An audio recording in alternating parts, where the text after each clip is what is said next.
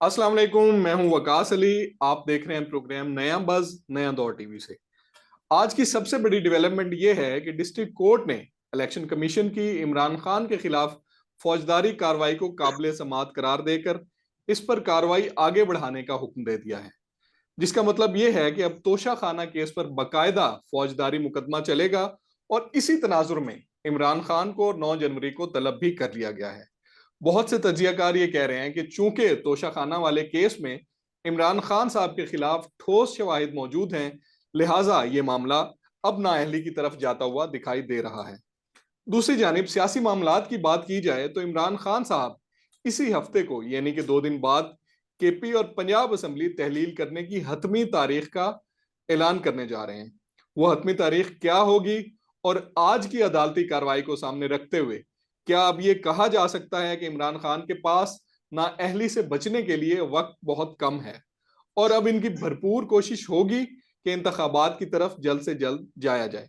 ये आज का हमारा टॉपिक है और हमारे साथ सीनियर सहाफ़ी और तजियाकार बाकिर सजाद सैयद साहब मौजूद हैं। उनसे इन तमाम मामलात पर राय लेते हैं और जरा अंदर से भी अंदर की खबर भी उनसे डिग आउट करने की कोशिश कर रहे हैं कि पंजाब के फ्रंट पे लाहौर में इस वक्त क्या चल रहा है। बहुत शुक्रिया बाकिर साहब प्रोग्राम में ज्वाइन करने के लिए। जैसे कि मैंने अपने इंट्रो में भी बताया है कि आज जो फैसला आया है इसकी तरफ से डिस्ट्रिक्ट कोर्ट इस्लामाबाद की तरफ से, मैं थोड़ा सा उसका कंटेंट भी आपसे शेयर कर लूं। उन्होंने अपने फैसले में ये कहा है कि बादियुन नजर में इमरान खान साहब ईसीपी में जमा करवाए गए डिक्लेरेशन जो था वो उनकी तरफ से झूठा था और करप्ट प्रैक्टिसेस के मुर्तकिब हुए हैं। गोशवारों में तहाइफ की तफसीलात ना उन्होंने बताई हैं और ना ही उनसे जो रकम हासिल हुई है उसके बारे में कुछ बताया है। तो ये फैसला और आगे जो कार्रवाई का आगाज होने जा रहा है, तो ये कितना परेशान कुन आप देख रहे हैं इमरान खान साहब के लिए? वकास, जैसे कि आप देख रहे हैं कि सिर्फ ये तोशाखाना केस नहीं है, बल्कि बाकी और भी केसेस जो अब इमरान साहब के खिलाफ है, वो एक फास्ट ट्रैक होते हुए हमें नजर आ रहे हैं। जैसे जैसे वक्त गुजरता जा रहा है, आपने देखा होगा कि वो कंटेम्प्ट ऑफ कोर्ट की प्रोसीडिंग्स भी जो उनके खिलाफ वो इलेक्शन कमीशन में होनी है, वो भी अब जल्दी शुरू होती है, आपको दिखाई देंगी। फिर इधर भी फैसला आ गया है और दीगर मसाइल भी अब जैसे कहते हैं ना, they are coming to head. Hmm. जो इशू जो इस वक्त गवर्नमेंट के लिए जो मैं अब किसी मतलब कोर्ट की प्रोसीडिंग्स पे मैं डायरेक्टली इस तरह से कमेंट नहीं करता, ये एक जुडिशियल प्रोसेस है। तो अदालतों में जब वकला बहस करेंगे तो आपके सामने बहुत चीजें आ जाएंगी।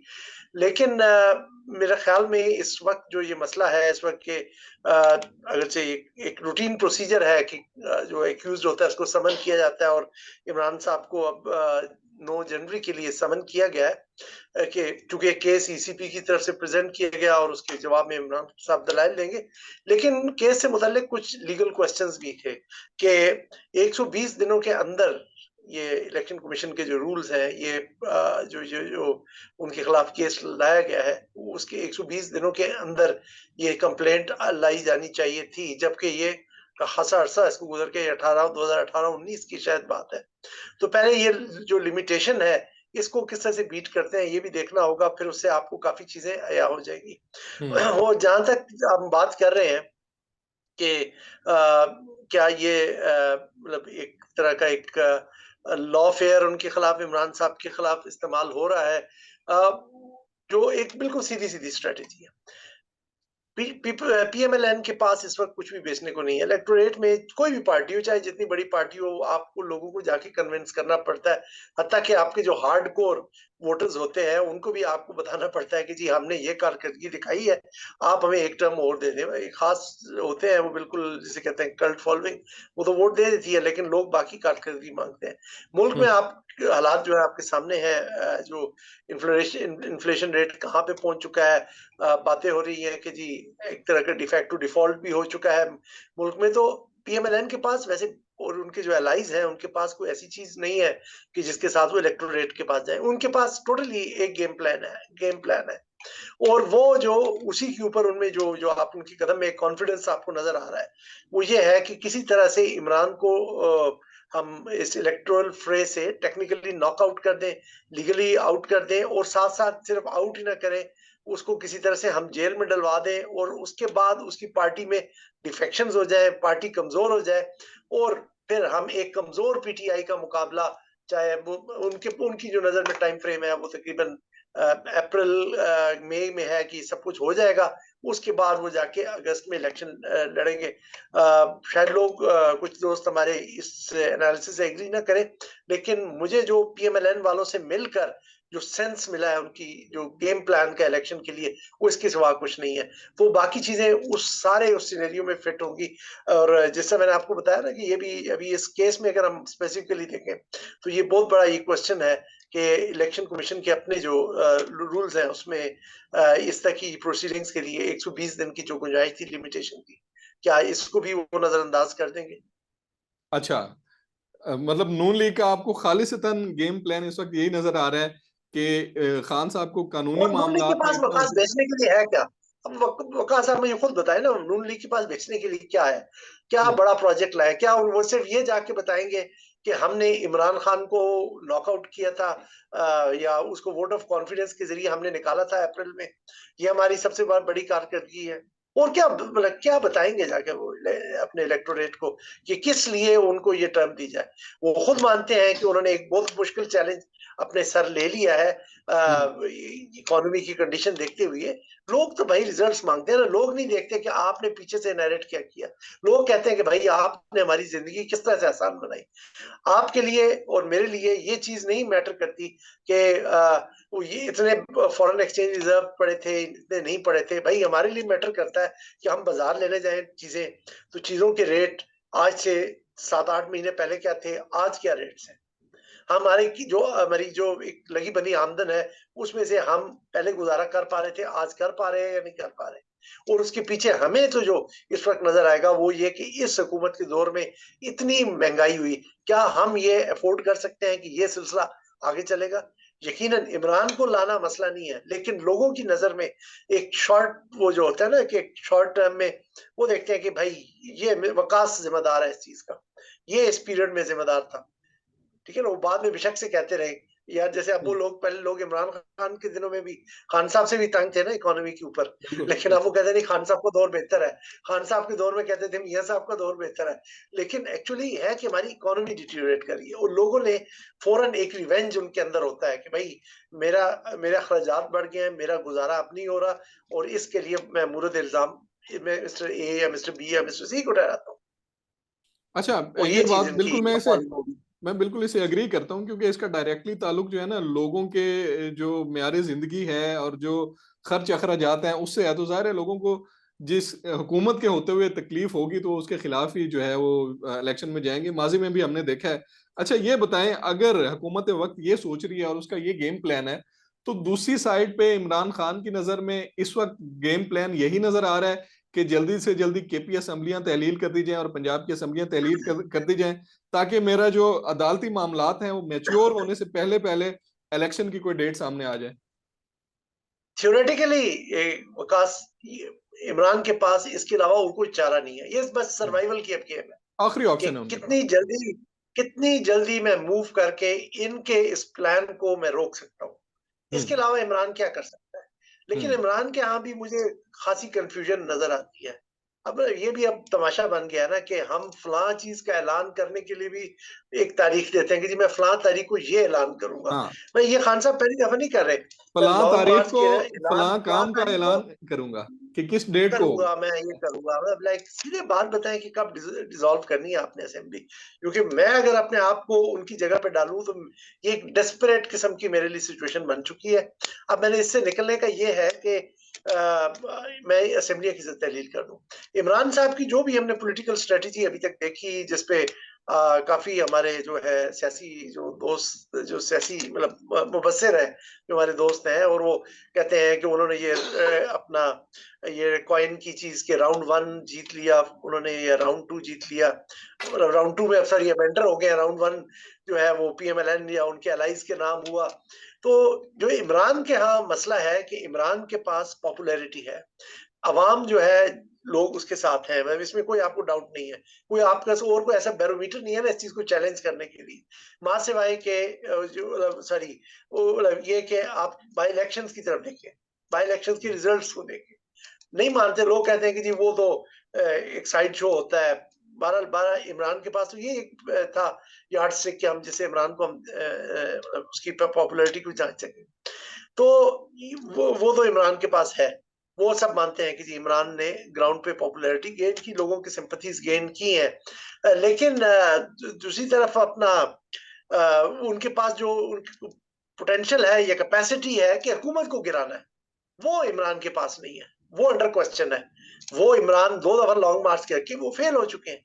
वो अपने आप को वो इलेक्शंस कराने के लिए भी अपना वो जोर नहीं डाल सके अभी तक कि जब वो तो कितने महीनों से जब से निकले उनके पहली मतलब जो 2-3 दिन बाद जो उनकी पहली रैलीज जो निकलना शुरू हुई थी तो पहला ही मुतालबा था इलेक्शन कराए जाए, आज तक नहीं करा सके। और ये जो तारीख देने वाला सिलसिला है कि जी मैं फलां तारीख को ये करूंगा, ये करूंगा, उससे तो कोई नतीजा हासिल नहीं हो रहा, बल्कि वो अब तो ये परसेप्शन स्ट्रांग होता जा रहा है कि इमरान के पास वो कैपेसिटी नहीं है कि वो गवर्नमेंट को डिसलॉज कर ले। और ये आप याद रखें, जब तक इमरान एक क्राइसिस मुल्क में क्रिएट नहीं कर सकेगा, ये गवर्नमेंट नहीं गिरा सकता और ना ही वो अपनी मर्जी के मतलब टाइम फ्रेम के अंदर इलेक्शन हासिल कर सकता है। गवर्नमेंट जो मौजूदा गवर्नमेंट है ये तो डिले करेगी जब तक के लिए इनके फेवरेबल टाइम ना हो। अच्छा, फिर अगर इमरान इस साइड पे जाते हैं असम्बलियां तहलील करने की तरफ, तो आपके सोर्सेज क्या कह रहे हैं? उनको जो कुमक पहुंचनी है वजीर आला पंजाब की तरफ से, क्या वो पूरी तरह पहुंचने के चांसेस हैं, या लग रहा है कि वहां पे भी थोड़ी सी जो है ना वो हिचकिचाहट है क्यू लीग के हलकों में और चौधरी परवेज इलाही की तरफ से? और अगर हिचकिचाहट होती है तो उसके लिए भी खान साहब ने कोई प्लान बी सोचा हुआ है या नहीं सोचा हुआ? अब ये है कि जो क्यू लीग की जो गेम प्लान है वो तो खासा ऑब्वियस है कि हमने किसी तरह से इन इलेक्शंस को आगे लेके जाना है, कुछ डिलीवर करना है ताकि जा सके इलेक्टोरेट के पास। वो मेरे ख्याल में 100% मुत्तफिक नहीं है इमरान खान साहब की स्ट्रेटजी के साथ। मेरी कल भी कुछ लोगोों से बात हो रही थी, तो उन्होंने इसी तरफ इशारा किया कि शायद परवेज इलाही जाती तौर पर खुश नहीं। अब जाती तौर पे चाहना और ना चाहना एक अलग से बात है। एक मतलब एक ओवरऑल पॉलिटिकल इक्वेशन भी है, वो अपने आप को अलाइन किया हुआ है उन्होंने पीटीआई के साथ। पीटीआई एक बड़ी जमात है, वो पीटीआई के मरूने मिन्नत यहाँ बैठी हुई है, चीफ मिनिस्टर की कुर्सी पर पुरजमान है। क्या वो उनको इग्नोर कर सकते हैं? वो शायद ज्यादा देर ना कर सके इग्नोर। वो इमरान अगर अपनी पार्टी की सपोर्ट ड्रॉ करते हैं तो वैसे ही वो चीफ मिनिस्टरशिप से फारिग हो जाएंगे। लेकिन अब उन्होंने उन्होंने अपनी जो आगे की स्ट्रेटेजी है, अपनी मतलब अपनी आगे की पॉलिटिकल जो मतलब सर्वाइवल कह ले या अपनी पॉलिटिकल प्रेजेंस रखनी है, तो उस पे बातचीत चल रही है। जो मेरी इत्तला है कि पीएमएल-क्यू को या जाती तौर पे परवेज इलाही को, मुनिस इलाही को और जो उनके करीबी रफकाकार हैं, उनको अगले सेटअप में क्या आप देंगे? क्या मतलब मैं अगर अपने आप को इमरान के मतलब उसमें शूज में रखूं, तो क्या मैं परवेज इलाही को अगले 5 साल के लिए फिर उसके हाथों फिर उसी तरह ब्लैकमेल होना चाहूंगा कि मैं कह रहा हूं कि असेंबली तोड़ दे, तो वो तोड़ नहीं रहा है। वो तो कुछ अपनी जगह पे एफआईआर इमरान खान नहीं दर्ज करा सकता। पीटीआई के वर्कर्स जो है, कुछ जिन लोगों पे उनको इतराज है, उनके खिलाफ एफआईआर नहीं हो सकती, तो क्या दोबारा से उसके ऊपर होंगे? लेकिन अब ये स्टेज है जहां पे पीटीआई के और पीएमएल-क्यू के मुज़ाकरात चल रहे हैं। अब जो मैं इसको ज्यादा ऑथेंटिसिटी के साथ मतलब क्योंकि मैंने अभी तक ज्यादा इसको डिग आउट नहीं किया, लेकिन मैं एक सिंगल सोर्स से आपको बता सकता हूँ कि एक ऑप्शन मेरे ख्याल में ये एक्सप्लोर किया जा रहा है कि जो परवेज इलाही वाला फैक्शन है उसको पीटीआई के अंदर जम कर दिया जाए और वो इन रिटर्न पीटीआई या तो उसको परवेज इलाही को चीफ मिनिस्टर के लिए अगले चीफ मिनिस्टर के लिए मान ले, और अच्छा। अगर नहीं मानते तो एटलीस्ट मुनिस इलाही को सीनियर मिनिस्टर के तौर पे ले। लेकिन मैं इसलिए मैं थोड़ा से क्वेश्चन के साथ आपको कह रहा हूँ कि ये एक सिंगल सोर्स से मेरे पास इंफॉर्मेशन आई है, और पीएमएल क्यू की जो या पीटीआई पीएमएल क्यू अलायंस में एक पंजाब में मिनिस्टर से मैंने ये सुना है। मैं इस हद तक आपको बता सकता हूँ। लेकिन ये है कि इस चीज को भी मैंने वेरीफाई करना है, क्योंकि आपने बात कर दी तो मैंने जी जी। बताया कि इस तरह से चीजें इस वक्त डिस्कस हो रही हैं। और मेरे लिए तो कल जो मैंने एक मुने सलाई की ट्वीट देखी कि बड़ी खुशी हुई इमरान साहब से मिलके, और खुसूसी तौर पर उन लोगों की मौजूदगी में जिन्होंने हमें कायल किया था कि पीटीआई के साथ चले। अब आप खुद मुनीस इलाही के बयानात पीछे चले जाएं कि उन्हें किसने कायल किया था, लेकिन मुझे वो तस्वीर में नजर नहीं है। तस्वीर में तो असद उमर बैठे हैं और एक और कोई साहब बैठे हैं कि वो बैठे हुए उनसे बातचीत कर रहे हैं। तो क्या कोई बैकग्राउंड में भी कोई बंदा बैठा हुआ है जो उनको मतलब जिन्होंने पहले कायल किया था फिर कायल कर रहा है कि जी आपने आगे भी चलना है। आप उनका ट्वीट उठा के देख लें, मैं तकरीबन कल रात के या कल शाम का ट्वीट है कि जी बड़ी खुशी हुई इमरान साहब से मिलके उन लोगों की मौजूदगी में जिन्होंने हमें कायल किया था कि पीटीआई के साथ चले। अब आप 2 जमा 2 कर लें। और आजकल तो वैसे भी लाहौर का मौसम सुनने में आ रहा है कि काफी क्लियर है। उम्मीद तो यही अच्छा, करते क्लियर हैं हो कि रहा जी है, ये इसका मतलब है तो कि है ना खबरें जी। आने वाली हाँ हैं नहीं, एक वो दो दिन में। जो जो फॉग थी वो मतलब एक हैरानगी के तौर पे ना एकदम ही, मैं भी आपसे बात करते से पहले भी मैं जरा मोटरवे की फोरकास्ट देख रहा था, तो वो लिखा होता नो फॉग। तो वैसे इस सीजन में अच्छी खासी फॉग होती है। तो हाँ, क्या जो वेस्टर्ली हवाएं चली हैं यहाँ पर और जिनकी वजह से फॉग क्लियर हो गई है लाहौर में, तो क्या ये इस तरह की हवाएं चलना शुरू हो गई हैं जो शायद जो उनकी सोच में पीएमएलक्यू की सोच में जो फॉग आ रही है वो भी हाँ। क्लियर हो जाएगी और अच्छा। सर्टेनिटी के साथ कॉन्फिडेंस के साथ वो आगे कदम ले हाँ, सकेंगे। शायद इसी वन चीज का लाइनर। वो पूरे चढ़ाई में तस्करा कर रहे हैं कि उन मैं लोगों की मैं वही मौजूदगी में बात आपसे जिन्होंने कर हमें रहा हूँ कायल कि बिल्कुल वन लाइनर प्रोग्राम का टाइम भी खत्म हो रहा है कि मोने सिलाई साहब ये ट्वीट और फिर आपका ये कहना है कि मौसम क्लियर हो रहा है, तो ये फिर नून लीग के लिए तो परेशानी का बायस बनेगा ना, ये दोनों चीजें।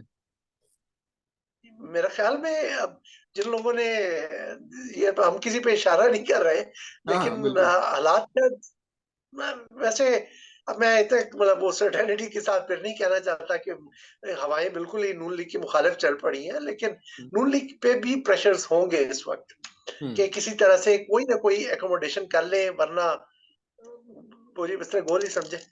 आपने पिछले दिनों की सियासी वाकयात समझने तो वाले समझ गए अपने होंगे। देखे है ना। तो वो जो मैंगल ग्रुप का एहतजाज और हुकूमत से अलहदा हाँ, होना और बिल्कुल। मिसाल के और भी कुछ चीजें हो रही हैं बैकग्राउंड में, लेकिन आप कह नहीं सकते क्योंकि अब हमने तो कहा है कि हम गैर सियासी हैं, आप मौसम एंजॉय करें, ज्यादा इससे हमसे कोई सियासी आवाज सुनने की कोशिश ना करें। लेकिन हाँ, देखें शायद क्लैरिटी आ जाए कुछ दिनों में। चलें देखते हैं जी, मौसम एंजॉय करते हैं, अगले एक दो दिन में टेम्परेचर कहाँ पे जाता है ये भी क्लियर हो जाएगा। बहुत शुक्रिया बाकिर सजाद साहब प्रोग्राम में ज्वाइन करने के लिए। उम्मीद है नाजरीन आपको प्रोग्राम पसंद आया होगा, अपनी राय से जरूर आगाह कीजिएगा। अगले प्रोग्राम तक के लिए इजाजत दीजिए।